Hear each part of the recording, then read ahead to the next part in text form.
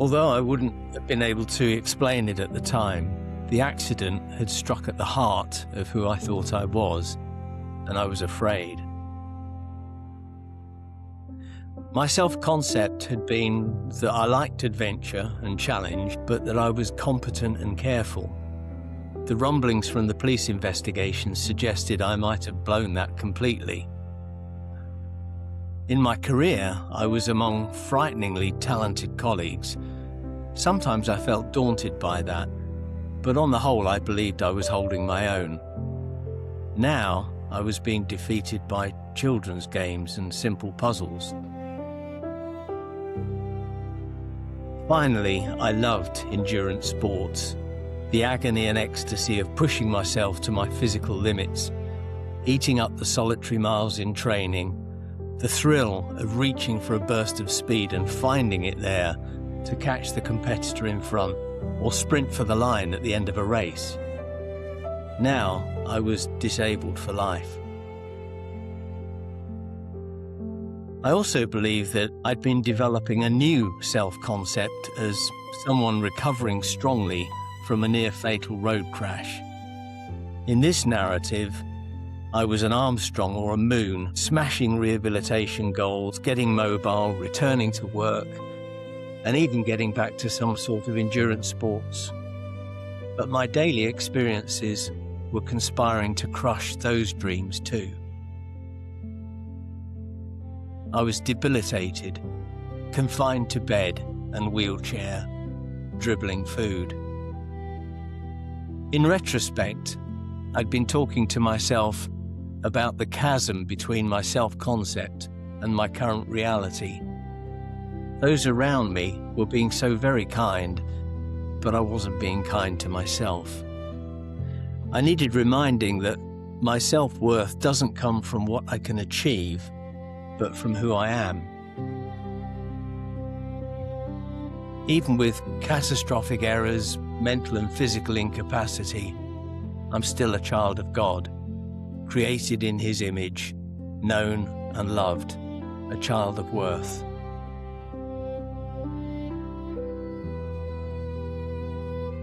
What you just heard there was an extract from our guest's wonderful book, Chris and Denise, with Chris reading that section. And we hope that was a nice way of starting the episode and introducing it.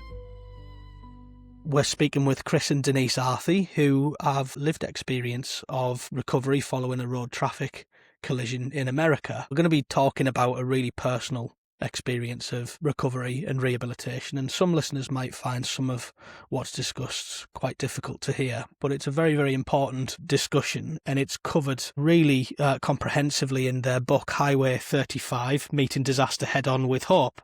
You can find the book on Amazon and in all good bookshops. It's a really fantastic conversation with Chris and Denise, and we hope you enjoy it. So without further ado, we'll allow Chris and Denise to introduce themselves. Sure, thanks for inviting us to speak. We're both amputees as a result of a road accident. Shortly after the accident, we celebrated our 30th wedding anniversary. So this summer we'll be celebrating our 48th anniversary. So that's 18 years that we almost never had. Also after the accident, we spent many hours together in hospitals, doctors' waiting rooms, doing physical therapy exercises in the gym and recovering at home. And we found that actually we're still best friends. And from my perspective, there's no one else on earth I'd rather spend my time with. We're really thankful that we both survived the accident and we still have each other. It was a motorcycle accident. I've always loved motorbikes. I've been riding them all my life. One of my lifelong ambitions was always to ride motorcycle road trips in the USA. And then in 2007, I got my chance when my employer offered me a 3-year work assignment based in Houston. So at the end of 2007, the two of us relocated to Houston. And a few months after we arrived, we were exploring our new surroundings on a motorcycle. We were on a Harley Davidson down near the Mexico border. And we met the drunk driver who was doing over 80 miles an hour on the wrong side of the road. So we were in a head-on collision with a combined speed of over 135 miles an hour. Now, at this point, I left planet Earth to go and live somewhere else for quite a long time. So Denise can take up the story. Well, we were both terribly injured, as you can imagine. We were actually taken in his and hers helicopters to the nearest trauma hospital, which was at Corpus Christi. We both had severely crushed left legs. Mine had to be amputated straight away. We both had broken left arms and hands. My arm was what they call degloved. I lost a lot of skin. And we both flew through the air and landed on our heads. So we both had concussion. Chris's was a lot worse than mine. And because Chris was at the front of the bike, he got the internal injuries. So he got punctured lung, broken ribs, ruptured spleen. So Chris was in intensive care for over 2 weeks, most of that time in a medically induced coma. I mean, I got out of intensive care in less than a week. But as you'll realise, I was now looking at flat bedclothes where my left leg should be. And it really felt like a nightmare that you kept waking up to, not from. Chris, after 10 days, the leg was killing him. So they asked our eldest, who was out there at the time, Ben, to sign and for me to sign for his amputation. You can probably imagine what that night was like. Gosh. Would he survive the amputation? He was really weak. And if he did survive, would he agree with the decision that we'd actually taken for him? But the amputation marked the start of his recovery. Yeah, and then obviously there was the long rehabilitation process. I mean, Chris's company were amazing because they organised hotel, hire car, mobile phone, arranged for our 3 youngsters who were at the time 25, 22 and 18 to fly out to the States to be with us. And they just even gave them spending money, and they said, just don't worry, stay until your parents are out of danger. I just wanted to revisit you as people. So, Chris, you're an engineer by background, is that right? Project manager, yeah. And Denise, you're a teacher. Yes. So up until you moved to America, you were both working, you were both contributing to society in really important ways, both of you. And then you got this fantastic opportunity to move to America and, like you say, Chris, achieve one of your dreams. So I think what we want to do is talk to you about, first of all, surviving that initial aftermath of the accident, the trauma, the shock and the early rehabilitation, really. I mean, in those earliest days, what were your thoughts? People will have been talking to you about rehabilitation, but what did it mean to you at that point? Well, I was out of it for quite some time, so the story really starts with you, Denise, because you were conscious way before I was. Yeah, I think I wasn't really thinking about rehabilitation. I was thinking about surviving at the beginning. And of course, you're highly medicated, you're in a lot of pain. You realise that you've only got one leg. I mean, I don't know if they tell you when you're sort of under, but I mean, it was I knew I'd only got one leg quite early on. And I was able to talk to people. I was just a bit forgetful with the concussion. So I remember all the men's fraternity arrived round my bed, and I spoke to the pastor and I actually said to him, I've lost my leg, haven't I? It's probably the hardest question he's ever had to answer. And our 3 obviously came out. So for me, it was great to be able to have that sort of out of hospital experience with talking to the family. Chris's brother came out as well. Some of Chris's managers and colleagues came to talk to us as well, or me. And so I think that helped my early recovery. But there's lots of things to sort of get used to. I mean, things like phantom pain, and how they were going to treat that. And just the general, when they first get you out of bed, just that fear of falling and just the wooziness. And there's those really early moments of, sitting in a chair and just begging to go back into bed. And also, of course, I wanted to find out how Chris was. And so my physio, actually, who was very worried that Chris wouldn't actually survive, I never had that problem. I thought he would survive. And she took me to see him a couple of times. And obviously talking to someone in a coma is actually quite hard because you don't get any feedback. You're just sort of talking to yourself. Yeah. Maybe it's more a question for you, Denise. Relevant to that is, the most vulnerable point of your probable life at that point. What was important in those moments in terms of having a feeling of safety other than family around you? What were professionals doing that helped you felt sort of safe? And yes, I felt very safe. I thought the professionals actually were amazing. And it was rather wonderful that we had an English physio because she understood exactly that I would need tea Very important. No, she understood exactly, and I was able to actually quiz her about what life might look like as well, which helped. No, it wasn't that long before I was sort of, in a wheelchair and just moving around, taking myself to my meals and things like that. And that gave me a certain amount of independence, which actually was very refreshing. But having people that would actually treat you as a person and actually talk through your fears and your worries was amazing. Now, the staff, I can't fault them. They were brilliant. Yeah, well, obviously I was in a coma for many days, and one or two fleeting memories of looking at ceiling tiles and people who visited me, but I was under for most of the time. And then after the amputation, I slowly resurfaced, and I was in a lot of pain, very confused, very frustrated, and quite a bit frightened as well. I don't think there was like Denise said, I don't think there was a point at which, I've lost a leg. It was more a sort of a gradual realization. I got it into my head that in my confusion, if I could only get out of the hospital, the pain would stop. So there was an occasion where I decided to put that into action and tried to get out of bed and walk away. And it was in the middle of the night. And as I took the first step, obviously the leg wasn't there, and I was connected to all sorts of machines, and they all came crashing down on top of me. Everybody kept rushing in, and there was like an incident investigation, and people were saying, "You must stay in your bed." And they took the bandages off to see what I'd done to myself, and then I saw where my leg finished, and thought, "Yeah, I wouldn't have got very far on a leg like that." And I think that was the point at which it really sank in that, the leg was missing. But even after that, there was just a lot of confusion. And as Denise said, the priority was just getting through the next few minutes rather than rehabilitation. It's just a very scary time.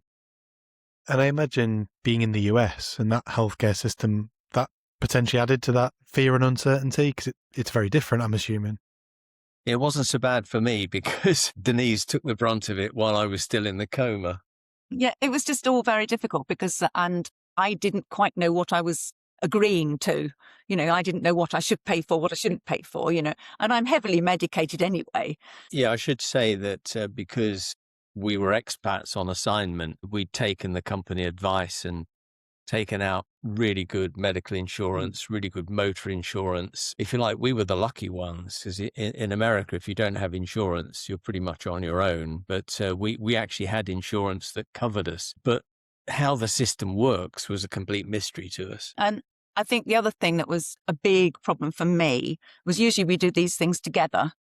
We will sit down and make plans together, and, Chris may execute them, but we've discussed it, and now it was me. Now, that's why I'm very grateful for the visitors that we had, the pastor, Chris's brother, and Chris's manager, because they could take some of the brunt of that and be liaison with me. One of the big ones was, what is going to happen? You've got somebody who's very confused and has got sort of neurological damage, and someone who isn't and who's already started therapy, myself.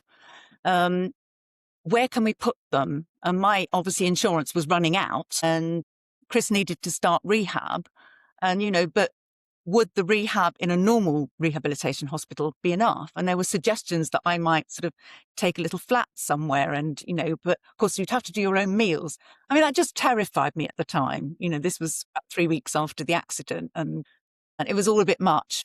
And I think I went into my little shell, but we got there with the help of very good occupational therapists and people in the church. Because you need modifications to the house when you finally come out. And there was a guy in the church who, he met all the requirements, and he did it all for us, and church paid for all the materials and dug off his labour free of charge. I mean, it was amazing. It is amazing, Nan. I remember reading that in your book. We'll leave a link for our listeners so they can find your book easily. I'd strongly recommend reading it, because it's just such a personal and powerful account of your experiences.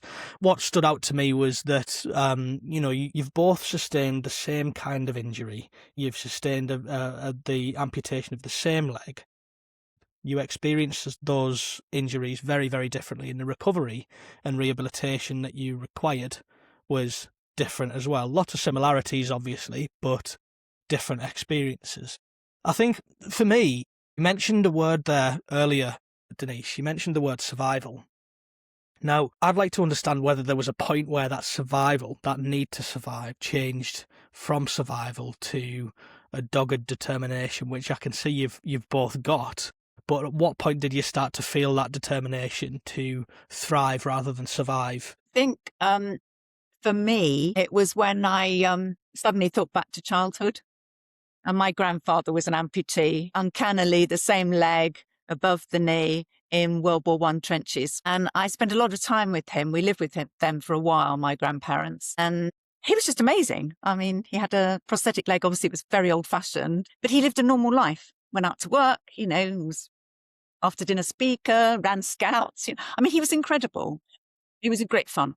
And I thought, well, the only thing I regret is I can't talk to him now as an amputee. But that just transformed it. And I thought, well, if he can do it, I can do it.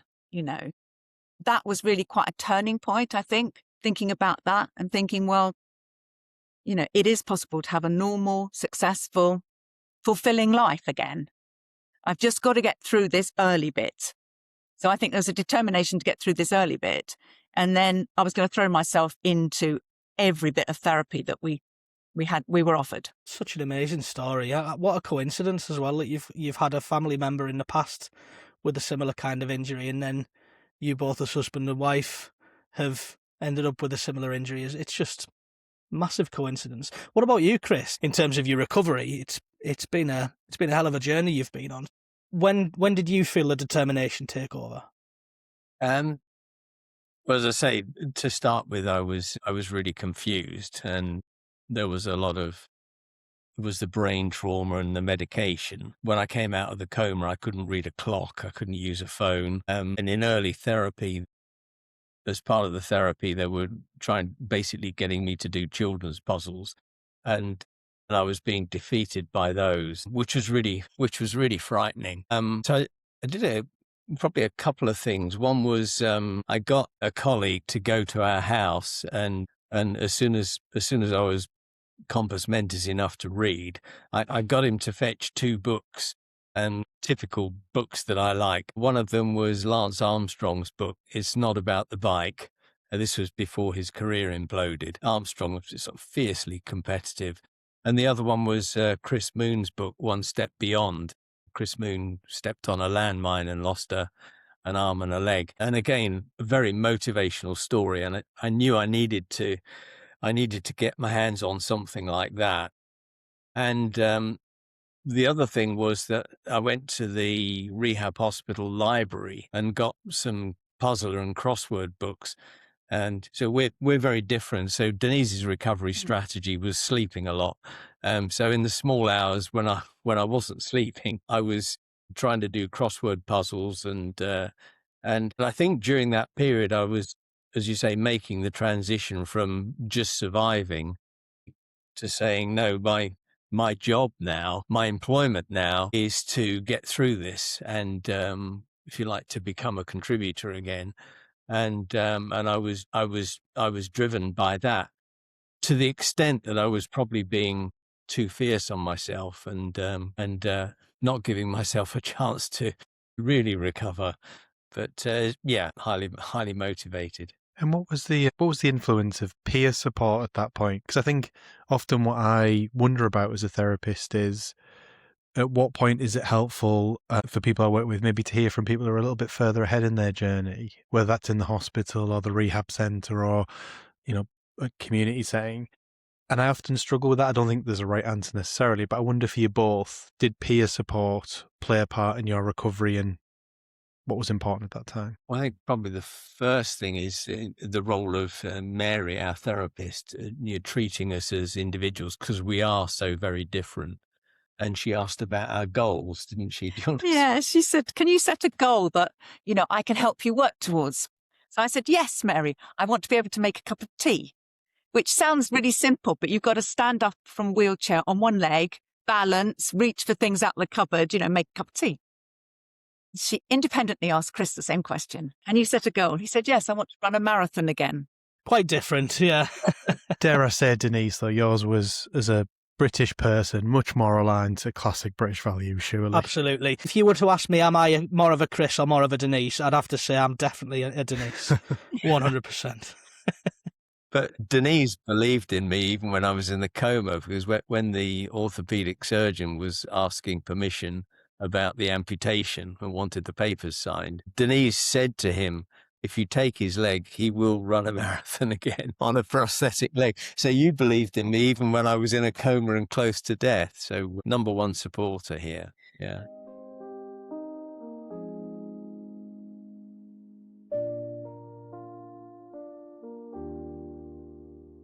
I think you're right. You're talking about peer help. And certainly we would always say, you know, find someone who's journeyed the same sort of journey, but is further on, and talk to them about the things you're worried about, or the things, or how do you do this? We were very fortunate because in the rehab hospital, we met 2 amputees, or 3 actually, because one was actually a therapist. And we were able to just quiz them. And one guy was saying, look, you're going to be fine. I've watched the pair of you doing your exercises.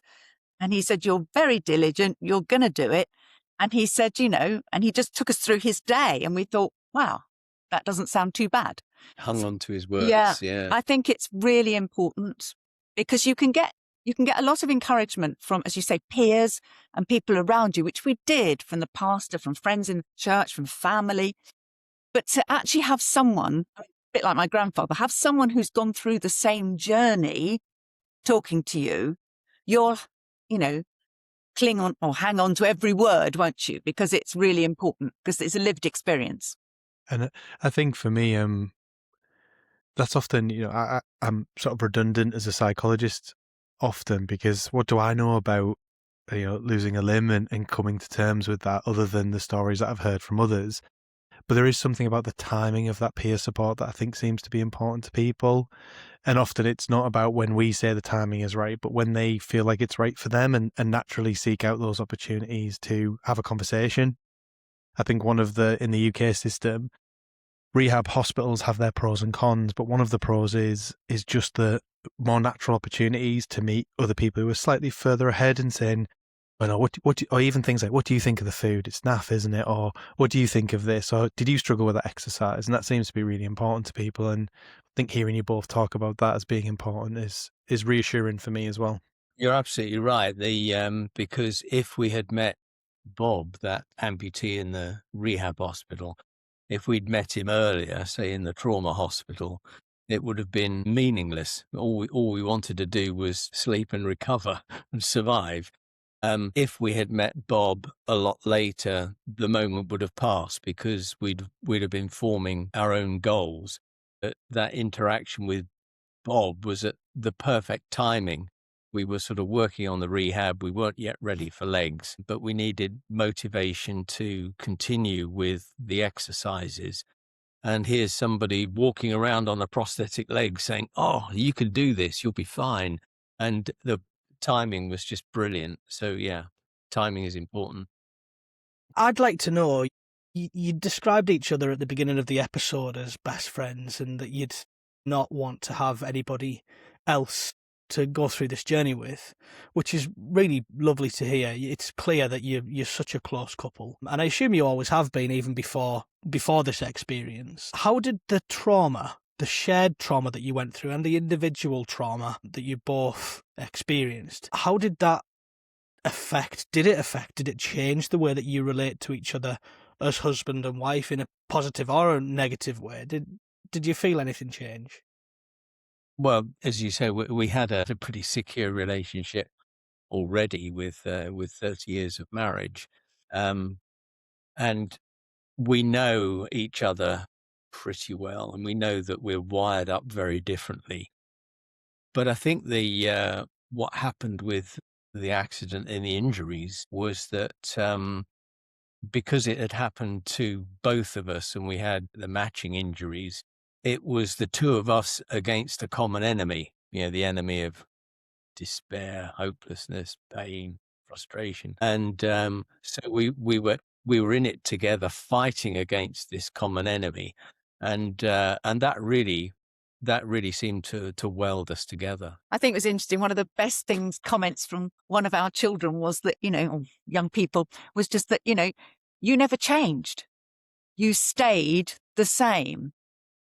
And I think a huge thing was actually forgiving the drunk driver, because it would have been very easy to have gone down the dark, angry, bitter route. And then that would have hurt ourselves, probably would have soured our relationship, would have frustrated our recovery. And so I think that freed us up as well. And obviously we share a faith, so we were able to encourage each other with our faith as well, and work together. But from my point of view, it was brilliant, because you can guess who the adventurous one is. It's not me. How'd you get into a shower with one leg? I mean, so because guinea pig here would do it, and then I'd have a lesson. It was amazing, because we sort of worked things out together. As a team, yeah. And I think also most of the time I was pretty upbeat. I mean, we got frustrated about different things, shall we say. But if there's two of you who understand the frustrations, then there was only one day when we were down together. You can actually lift the other one back up and say, no, look at how far you've come, da-dum, rather than all these things there is still to achieve. Yeah, most of the time, if Denise had a bad day, I was around to encourage. And I know that I had some really bad days, and Denise was just brilliant. But there was that one day we were both down in the dumps together, and it was so awful. So phone the pastor. So we phoned Pastor Frankie, and he was only about 30 at the time.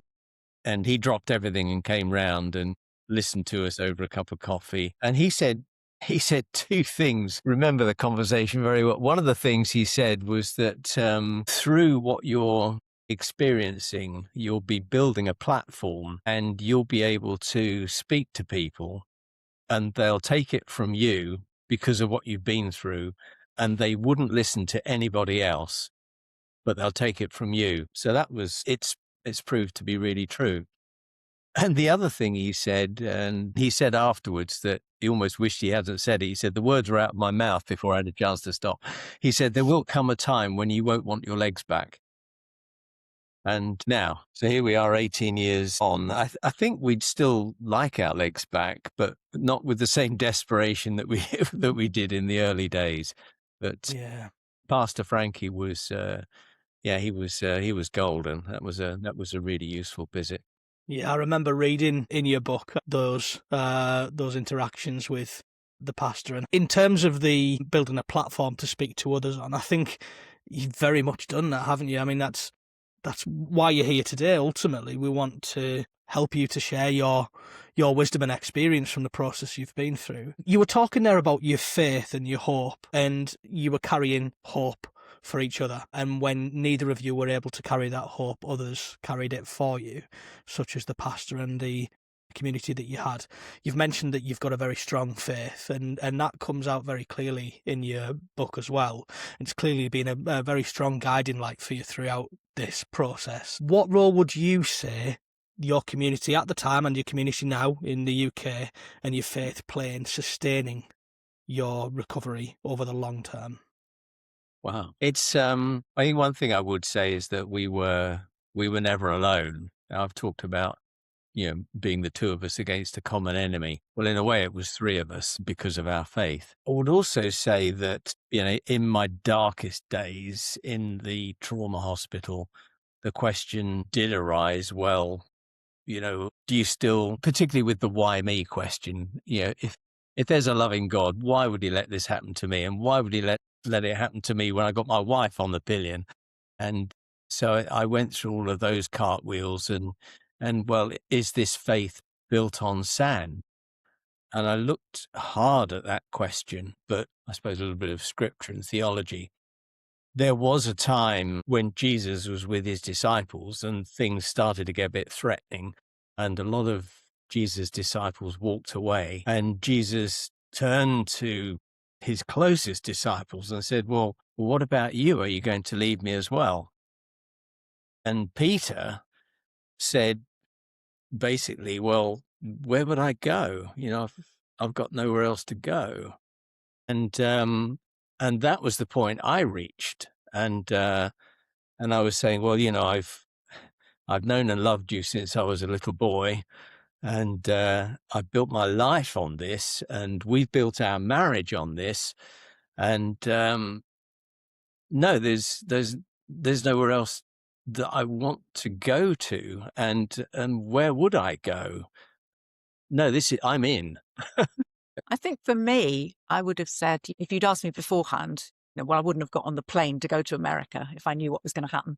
But I would have said that I didn't think that my faith or our faith would have held up. All I can say is, there was just a presence in the room. I mean, I knew that Jesus was with me. But I think the other thing that was just so strong was, as a woman as well, I mean, looking down at a stump, I just felt so upset, if you like, and, about what had happened to my body, let alone anything else. And I just felt compassion from Jesus, because obviously he died and he suffered and far worse than I had done. And it was just that comfort. It was that, this was a place of, coming together with the Jesus I loved, because he'd suffered and he understood all that I was going through and the frustration and the humiliation, everything, and the pain. And those same values and principles were lived by the people around you as well, the people from your community. And from reading the book, I know that you felt that community rally around you and lift you up at a time where you just couldn't do it yourself. So it's really powerful. And, there'll be people listening to this, Chris and Denise, who don't have a faith, who don't follow any faith, but the same message about hope and, community and supporting one another and having people around you who care and, all of those same things apply, don't they? It's a very individual thing, isn't it? The support we had, you couldn't have designed it better. And we're just so thankful for that support. It carried us through. Mm. I mean, I know we needed practical help, obviously, in the early days to get places. I think you probably read in the book, they brought us meals and things like that. The salmon, a whole salmon for two of you. Yeah, I read that bit. Yeah, we had to change the meal rota. Yeah. Please, once every 2 or 3 days is quite enough. But one of the best things that people did was to just sit down with us and listen and just chat with us. A normal conversation. They didn't have to take us anywhere. In fact, in many ways, it was just better to just come to us, sit with us. It's being with someone, isn't it, when they're going through something difficult and just listening, like Pastor did. It was just... Yeah, we had somebody would come round pretty much every evening and say, are you okay? Anything you need? And most of the time they'd come in, have a cup of tea or coffee and sit half an hour and chat. And you can't put a price on that. One of the things I was wondering about was, as therapists, we like to set goals, and goals are often described as the sort of currency of good rehabilitation. But we don't always get them right, or they're not timed well, or at what point is it the client's goals versus our goals and the tension between the two. And earlier on, Denise, you, I wouldn't say we're disparaging about your goal versus Chris's, but you noticed that gap. But what really struck me was just how individualized they were.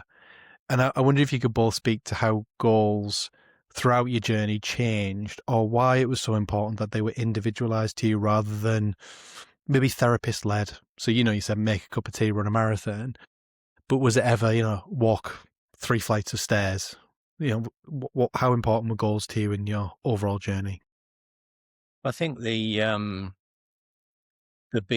big life goals came to the fore, and the smaller things like flight of stairs or whatever, they became intermediate goals on the way. The accident was in May, and in November when we were back home, it was about the time just after we were fitted with our first legs, and we had a council of war on goals, and we involved Koji, who's a very good friend from the church. He's also a management consultant, and so he's used to dealing with organizations and he speaks the speak. And we sat down with Koji, and he said, well, what do you want to achieve now?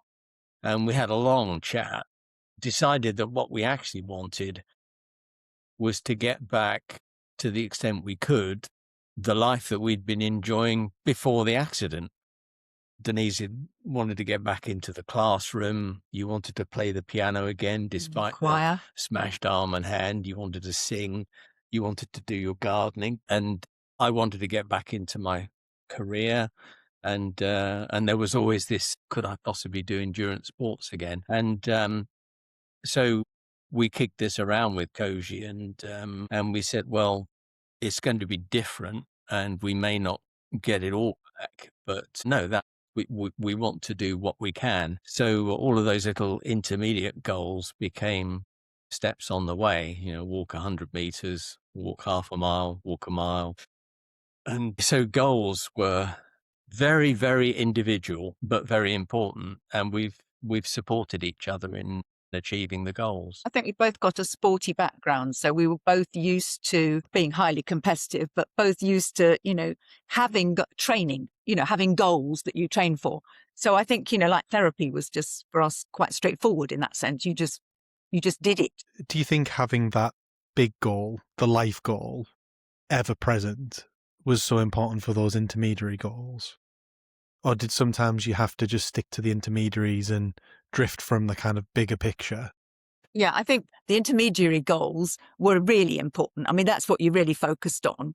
But we just had these life goals hovering in the background, There is a problem with the big life goals in that there's so far to go. It can be dispiriting. But then the other trick we regularly employed was to look back and see how far you've come.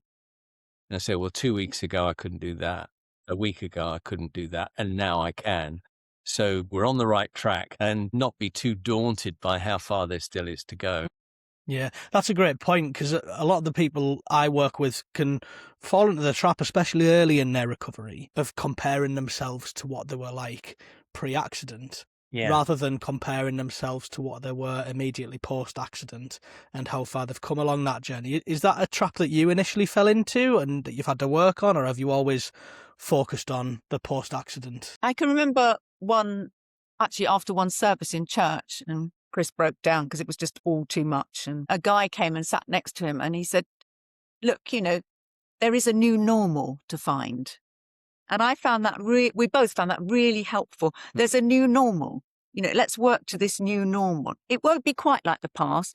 You can still achieve things, but you have to do it differently. I mean, just like Chris has lots of legs now to achieve all he wants to do with running and trekking and swimming and cycling. There isn't a swimming leg, I must admit. I'm looking for a swimming leg that's got a hidden outboard motor, but that's all right. But I found that really helpful because when you first come home, you're disabled in an able-bodied world. You're in this home that you were in before. So there's a lot of contrast that you can see straight away. And it felt like we'd aged 20 years as well, Getting dressed for ages, simple things. You just had to learn techniques. And so I think, yes, there's a new normal that you have to learn. On that new normal, there's a quote you probably read in the book. We didn't write it, it's somebody else. But it goes along the lines of, you may not walk with that pace again, but you can walk with that grace. And that's just lovely. Yeah, it won't be the same, but it's going to be good. Yeah, absolutely. I wanted to ask you, Denise, you mentioned earlier about your as a woman looking down at your leg and seeing the physical change. That made me think about the change in identity that you went through. That it's a whole large part of your identity as a human being is your physical form. And with that changing, how do you feel, reflecting back now, how do you feel that change affected your identity? I think it wasn't so much the losing the leg. It was the first prosthetic leg I was given, which was a mechanical leg, which was like just a silver pole. Obviously with a knee that articulated, but we did a lot of sleeping. So I would get on the sofa after lunch, but I would deliberately put my good leg over that pole. I couldn't bear to look at that pole. And when we used to go out for restaurants and things, Chris would hold the door for me and I'd walk in and then he'd walk in, and you could see people reacting, oh my goodness, two amputees together, and I just hated people seeing that stick. And so I actually said to the prosthetist, is there something you can do, please? So when I got my first prosthetic microprocessor controlled knee, they very kindly put foam over it, carved it to look like my other leg, and put the cosmesis on it. And I still have a cosmesis. I mean, I like it to look like a leg. And I think it's not so much, I suppose it is identity, but it's like being in school as well. I mean, if I went in with the Terminator look like Chris has got, I'd stop the lesson. I mean, that would be it for the morning. But with the cosmesis, the children don't usually notice, and people don't notice. And it's not that I'm ashamed of being an amputee, but I want them to see Denise first. Absolutely, yeah. So for me, that was the important thing. And I think so very early on when, it was just very difficult when you were obviously walking very, very slowly with a stick. I went to a women's retreat and I really didn't want to go because, they planned all these exciting things of swimming and horse riding and things like that. And I thought, I'm going to be stuck in a wheelchair. Yeah. Or just stuck with my prosthetic leg. So I think it was that image, what am I portraying as the image of me as, and I wanted to just be seen for who I was, not for, the amputation or. Yeah. So that was me. So I don't know. It didn't strike Chris the same way at all, but for me that was really important. I can quite understand how important that is to you. Yeah, yeah. And I remember reading in the book about the difference in the way people were with you when you transitioned from being in a wheelchair to being on your prosthetic legs. Yeah. Can you just explain a little bit about that, the before and after kind of feeling? It gave us a new understanding of what wheelchair users go through, and we both disliked the wheelchairs intensely. There was one occasion we had to have a discussion with the rehab hospital about the next couple of weeks of our treatment, and a neighbour took me in to have this discussion, and we were at the reception desk, and I was in the wheelchair, and my neighbour was standing talking to the receptionist about the treatment plan, and I realised that I was sitting in the wheelchair and I wasn't part of the conversation. And it was my treatment plan that they were talking about. So I stood up out of the wheelchair on my one leg and joined in the conversation. And suddenly it was the three of us talking about my treatment plan. And I don't think the neighbour and the receptionist had even realised what had happened. Sitting in the wheelchair, I didn't exist, but standing up on the one leg, I was now part of the conversation again. And there was no bad intent or anything. It was just quite shocking what the difference was like. So being mobile, being upright again on two legs was, that was a huge change for us.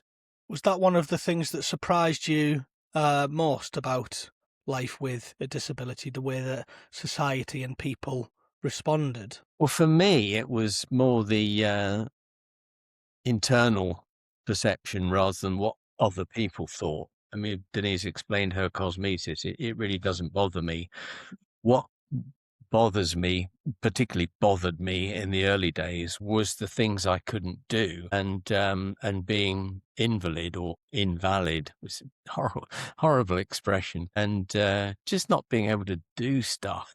So it was internally driven rather than perception, whereas you had stronger feelings of how you were perceived by others. I mean, I think, again, that was a wonderful thing about our three youngsters. I mean, they never treated us any differently. They expected us to still get them a cup of tea or, it was just, that was freeing, I mean, there was several friends with the best will in the world who sort of, it was like I was wrapped in cotton wool, and they weren't going to hurt me. They weren't going to harm me. They were just, I think it's a natural reaction, isn't it? Oh, will they cope with this? Can they do this?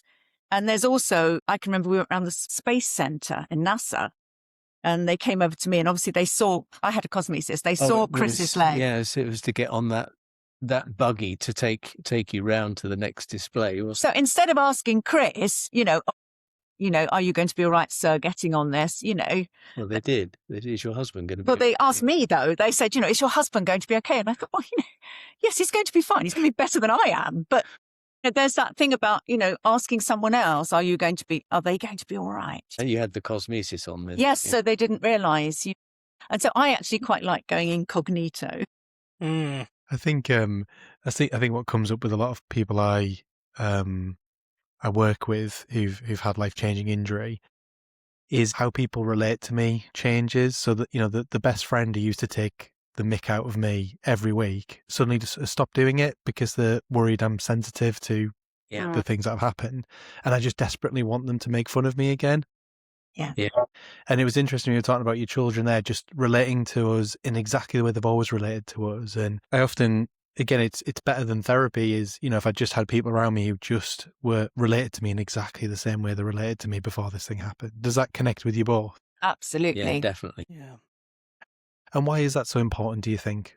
Because, again, I can assume that, but I think for our listeners, it'd be good to know why that's very important to you both in your recovery. It probably goes back to this whole subject of identity. They take bits of you away. It doesn't change who you are inside. And so between our ears, we're still the same people. And being treated as like the same people is really, it's really special. It's like affirming, isn't it? It's affirming that you still are the same person. And that's really important. So I think anybody who's been through these sort of injuries. Do you think, I don't know if this did happen, do you think it would have been helpful for people to ask you directly about that? Like, how should I relate to you? What would you like from me? Would that have been a good question? That is a good question. Would we have known? Would we have been able to answer that? I mean, it's really looking back, you can say, well, the way the youngsters treated us just the same was really important. Was that blindingly obvious at the time? No, maybe not. It was only when you look back and say, oh, that was so good. and you can analyze it in retrospect. I think it can be quite awkward if someone sat down and say, well, how do you want me to relate to you virtually? That's what you're saying almost, isn't it? I think that would be very awkward. Just be normal, just be yourself. Just get on with it, yeah. As we said earlier, just being there is really important. And you almost don't have to say anything, but just be there. I mean, there have been occasions where you've just had to put someone at their ease because they've said something. You think, well, yes, actually, I have only got one leg. They've said something which implies that I've still got two legs and running around type thing. We've had a laugh and moved on, really. I mean, because that's going to happen, isn't it? We all blunder in with vocabulary sometimes. And the main thing that we were aware of as, if you like, disabled people suddenly become disabled, how do our friends relate to us? None of them had any intent to upset us or be awkward. They were doing their best, and some awful gaffes were made, but it was all made with the best intent, and we were just grateful for the support. Yeah.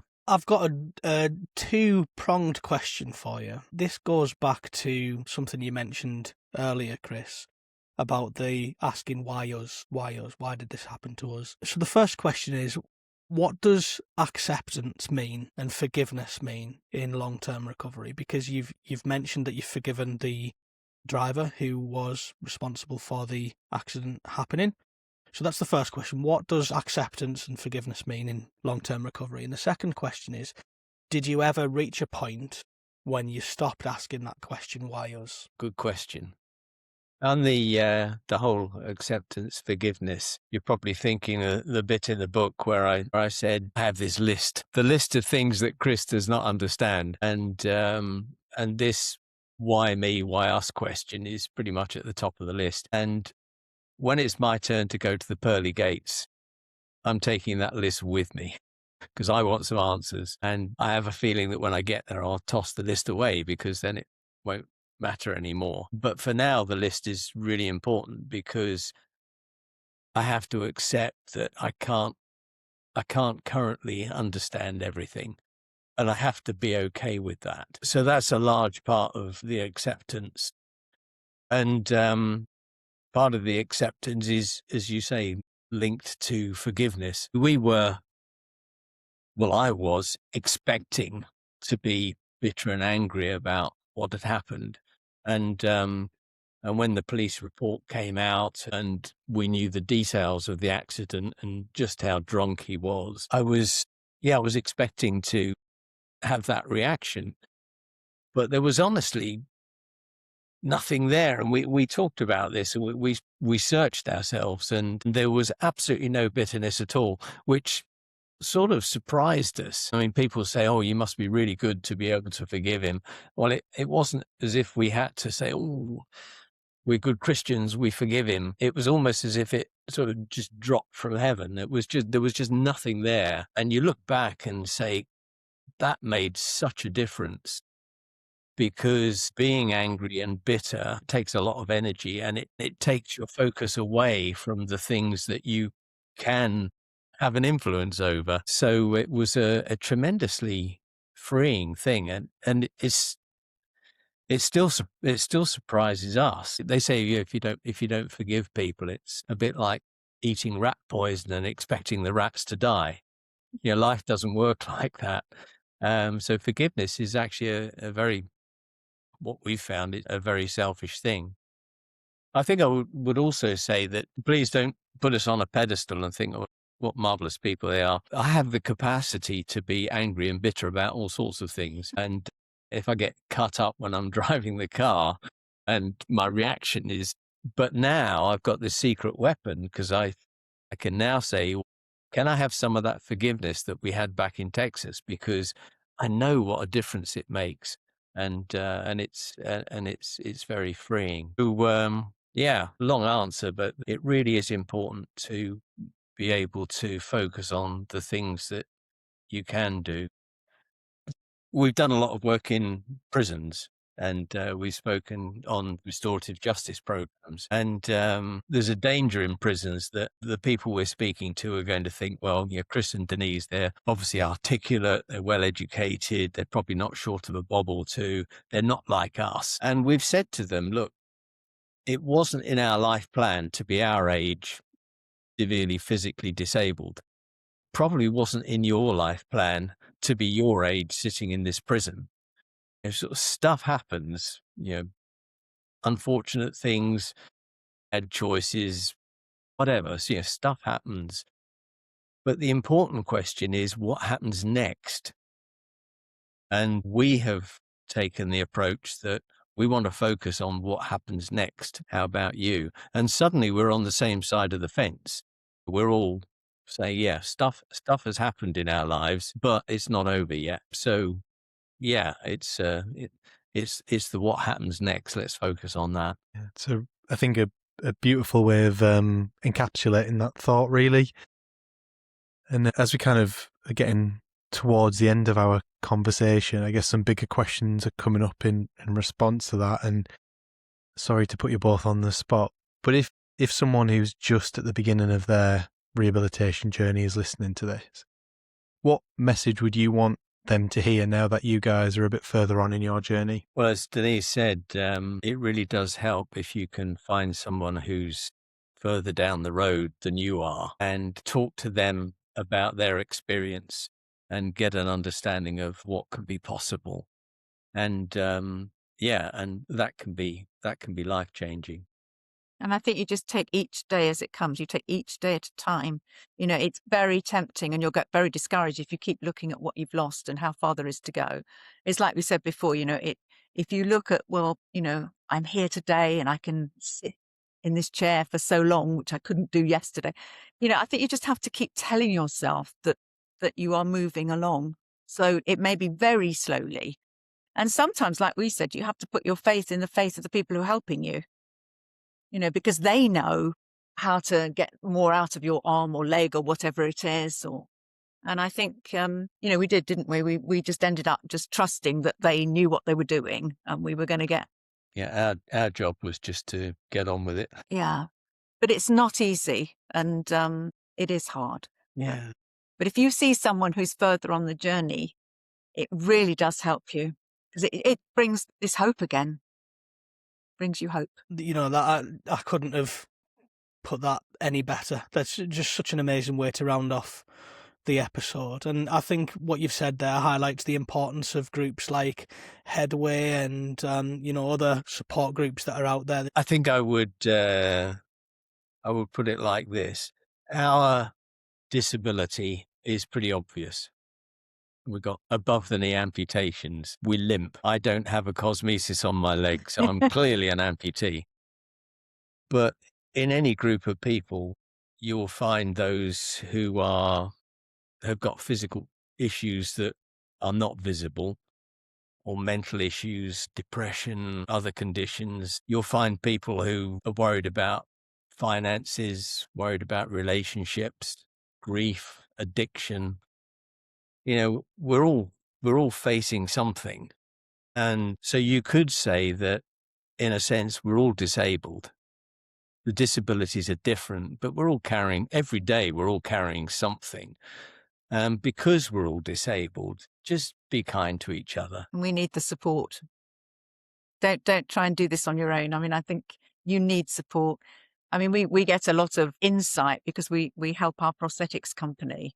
And so you obviously meet other amputees and you get a lot of insight into their lives as well, especially early on when we were learning to walk. But no, I think it's having support structures like these organisations are really important. Yeah, and as you both said, sadly, stuff happens and stuff will have happened today. And I can only hope that you guys are the sort of version of what you guys needed at the point you had your injury as well to others. And hopefully this is a platform to do that. And again, it feels a bit cliche to say that you should both be incredibly proud of the work that you do as public speakers, as offering this support to others, achieving those goals and sharing that message. And can't thank you both. I'm sure Patrick feels the same for being part of this and sharing your story in such an open and compassionate way. Where's the best way of people finding out more about your work, connecting with you both? Well, the book is Highway 35. Highway 35, Meeting Disaster Head On With Hope.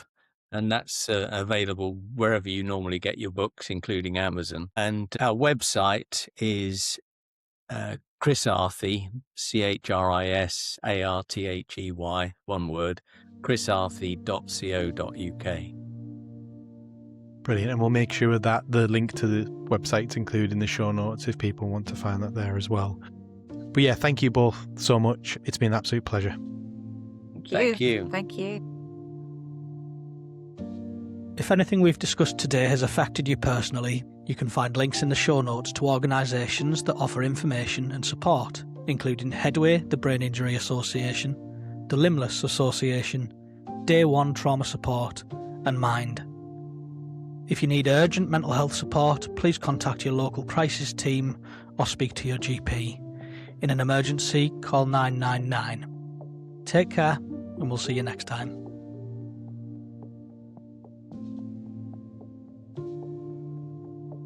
The trauma care and surgeries were done to us, but the physical and occupational therapy depended mostly on our efforts. Whether we were working with the therapists in Health South or doing our homework back at Prosewood, we knew that if it's to be, it's up to me. It was painful and time-consuming, and progress was often hard to discern. Sometimes it seemed that we were going backwards. All that kept us going some days was faith. We'd often come to the end of our belief in the process, and we had to have faith in the faith of others to persevere. We had to trust in the skills and experience of Emily and the other professionals who were guiding us. And we had to have faith that the Lord had plans to give us hope and a future.